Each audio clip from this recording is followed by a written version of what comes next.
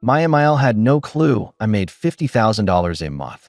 She threw hot water on me, screamed beggars who can't work need to get out and never show your face again, and kicked me out. Hey Reddit, before we start, I just want to say that this is our new channel, and we're really working hard to bring you the best stories. So make sure to subscribe to get us 1,000 subscribers very soon. Let's start the story. My mother-in-law never liked me. From the moment I married her son, she made it clear that in her eyes, I was never good enough. At first, it was little things, passive-aggressive comments about how I dressed, how I cooked, how I kept the house. But over time, her hatred became more obvious, more cruel. She had convinced herself that I was a useless, lazy woman who had tricked her son into marrying me so I could freeload off of him. And nothing I did ever changed her mind.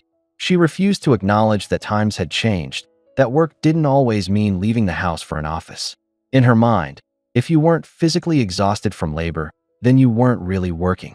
I had been running a highly successful online business, one that made me more money in a single month than she probably saw in a year, but I never felt the need to prove anything to her.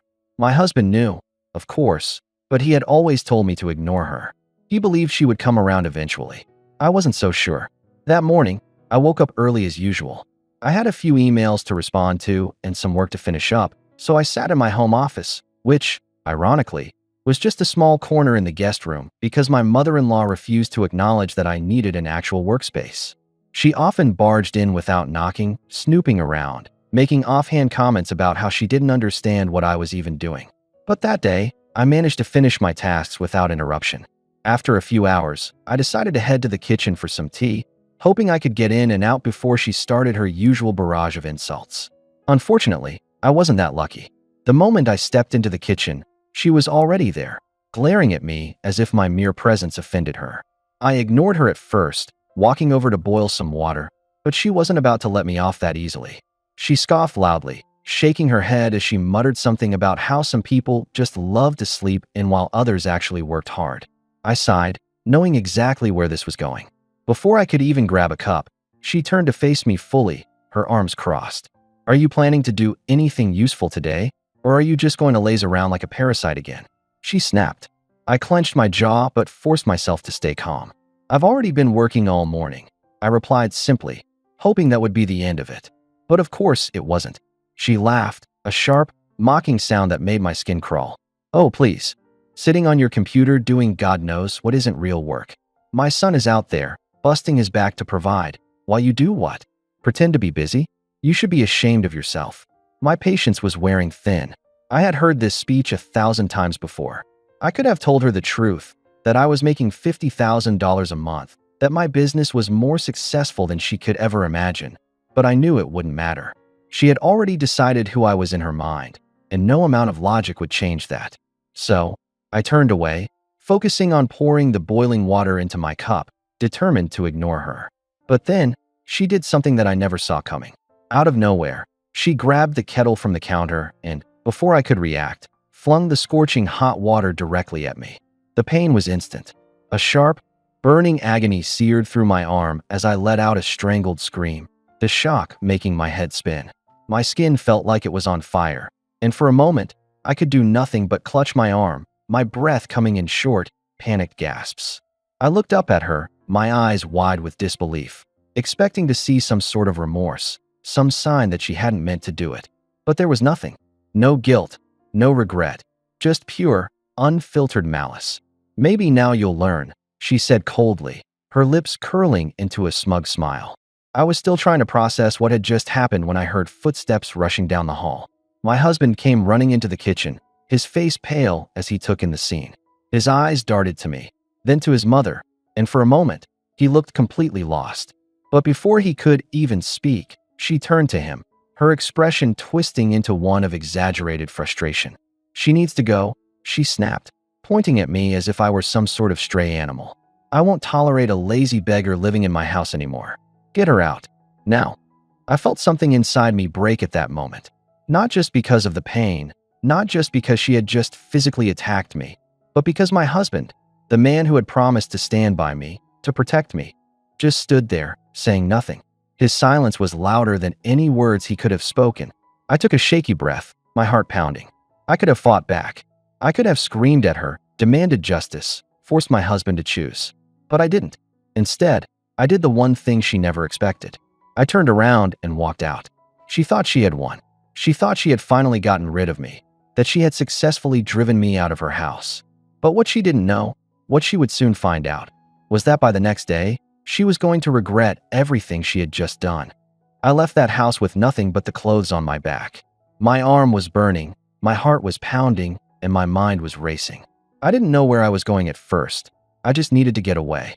The betrayal, the humiliation, the sheer cruelty of what had just happened felt unreal. How had it come to this? I had tolerated my mother-in-law's insults for so long, hoping that things would get better. I had stood by my husband, believing that he would defend me when it truly mattered. And yet, in the moment when I needed him the most, he had done nothing. He had just stood there, watching as his mother threw me out like I was trash. The cold air hit me as I stepped outside, but I barely felt it. My body was running on pure adrenaline. I knew I couldn't just wander aimlessly, so I pulled out my phone and called my best friend, Leah. The moment she picked up and heard my voice, she knew something was wrong. I could barely get the words out between the pain in my arm and the lump in my throat, but I managed to tell her that I needed a place to stay. Without hesitation, she told me to come over immediately. By the time I reached Leah's apartment, the adrenaline was wearing off, and the pain was becoming unbearable. She gasped when she saw my arm, red, blistering, raw. She didn't even wait for an explanation. She pulled me inside, sat me down, and grabbed her first aid kit, carefully tending to the burn while muttering curses under her breath about my mother-in-law. When I finally told her everything, her face turned red with rage. She did what? She practically yelled, "And your husband just stood there? Are you kidding me?" I swallowed hard, trying to hold back tears. He didn't say anything. He just let her do it. Leah shook her head in disbelief. "That's it. You're done with them. You're not going back there." I wanted to argue, to tell her that it wasn't that simple, but deep down, I knew she was right. Something inside me had snapped the moment I walked out of that house. I wasn't going to be that woman who let herself be treated like garbage anymore. I had built a life for myself. I had a thriving business, financial independence, and yet, I had allowed myself to be treated like a burden. No more. That night, I made a decision. I wasn't just going to walk away. I was going to make sure they regretted ever treating me this way. The next morning, I woke up feeling a strange sense of clarity. My arm still ached, but my mind was sharper than it had been in a long time. I grabbed my laptop and got to work. I had been holding back for too long, being careful not to make waves. But now, I was done playing nice. First, I called my lawyer. I had been smart enough to keep all my finances separate from my husband's, despite his mother constantly insisting that I should share everything with him. Legally, I had no obligations to him. I asked my lawyer to prepare divorce papers immediately, but I didn't stop there. I went into my business accounts, finalized a major deal that I had been negotiating, and transferred a hefty sum into a new private account. Then, I started looking for a new place to live, something big, something luxurious, something that would make a statement. By the afternoon, my phone started ringing. It was my husband. I ignored the first call, then the second. By the third, I picked up, but I didn't say a word. "Where are you?" he demanded, his voice frantic. "Why haven't you come home?" I let out a short laugh. "Home? You mean the place where your mother physically attacked me and you stood there like a coward?" He stammered. "Look, I didn't know what to do. You just left." She was upset, and you know how she gets. How she gets. I cut him off. "She threw boiling water on me, and you did nothing. You let her throw me out. You let her call me a beggar when I've been the one making more money than both of you combined. And now you want me to come back?" Silence. Then, a hesitant, "Wait. What do you mean, more money than both of us combined?" I smirked. "You never asked, did you? You just let her talk down to me all these years, never once questioning if she was actually right. Well, guess what? I've been making $50,000 a month running my own business while you and your mother looked down on me like I was some useless leech." More silence. "F50 thou." He couldn't even finish the sentence. "Yeah," I said, feeling a rush of satisfaction. "And now I'm done. I'm filing for divorce. I've already moved out, and I'll be sending someone to collect my things. I'm not stepping foot in that house ever again." He started panicking then, his voice desperate. "Wait, hold on. We can talk about this. I'll make her apologize. You don't have to do this." I laughed again, this time without any warmth. "Oh, now you want to fix things? Now that you realize what you're losing? Too late. You and your mother made your choice, and I'm making mine. I hung up before he could say another word. Leah, who had been listening from the other room, walked in with a grin. That was beautiful. I leaned back, exhaling. Oh, it's not over yet. They don't even know what's coming next. Because while my mother-in-law thought she had won by throwing me out, she was about to learn just how badly she had screwed up. The next time she saw me, it wouldn't be as the woman she mocked and humiliated. It would be as the one who had completely outclassed her in every possible way. And that moment was going to be glorious. The moment I hung up on my husband, I felt something I hadn't in a long time. Complete and utter freedom. For years, I had tolerated his mother's insults, her condescending remarks, and her outright hatred. I had swallowed my pride, stayed silent, and let her believe I was nothing just to keep the peace. But now, there was no reason to hold back. She had burned the last bridge, and I was going to make sure she felt the consequences of her actions in a way she never saw coming. Leah poured us both a glass of wine, grinning as she raised her glass. I clinked mine against hers, taking a long sip as I stared at my laptop screen. I had already finalized my move into a new luxury apartment in the heart of the city. It was expensive, ridiculously expensive, but that was the point. I wanted to walk away from that miserable house and step into a life where I never had to think about those people again. And I could afford it. More than that, I deserved it. By the next day, the divorce papers were sent. I made sure my husband received them at his office, where he couldn't hide from the reality of what was happening. The moment he saw them, he called me again, but I ignored it. He left voicemail after voicemail, each one more desperate than the last. At first, he tried to reason with me, saying we could fix things. When that didn't work, he tried guilt-tripping me, saying I was overreacting and that family should stick together. And finally, when he realized none of that would work, he switched to anger. So that's it. He spat in one message. You're just gonna walk away from our marriage because of one mistake? You're being selfish. You're proving my mother right. You don't care about this family. I laughed when I heard that one. If he thought I was going to break, he was dead wrong. The real fun, however, started later that week. My lawyer had arranged for a moving company to go and collect my belongings from my mother-in-law's house. I wasn't about to step foot back there myself. According to Leah, it was best to make a clean break. But I had one last thing to do before I disappeared from their lives forever. I wanted to see the look on my mother-in-law's face when she found out exactly how much she had underestimated me. So, I arranged a little meeting. Through a mutual acquaintance, I found out she was attending a fancy charity gala that weekend.